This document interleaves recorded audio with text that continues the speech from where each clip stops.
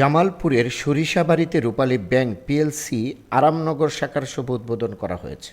রবিবার দুপুরে পৌরসভার আরামনগর বড়বাজার এলাকায় জিকে প্লাজায় এই অনুষ্ঠানের আয়োজন করে রূপালী ব্যাংক কর্তৃপক্ষ।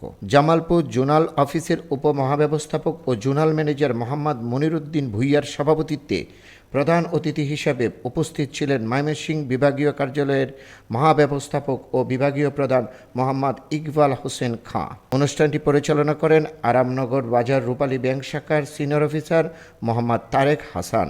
এতে বক্তব্য রাখেন অফিসার মহোদয় বলছেন যে সর্বস্তরে লোকদেরকে ব্যাংকে আনা যায় কিনা। জি, আমাদের সরকার, আমরাও চেষ্টা করেছি।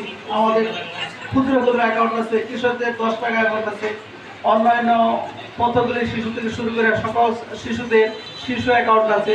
2010 সাল থেকে আমি এই রূপালী ব্যাংকের সাথে জড়িত।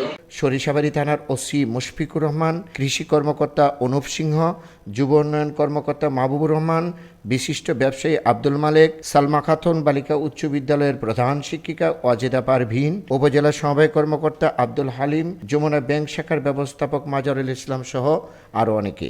রফিকুল ইসলাম কোচি, আজকের সংবাদ।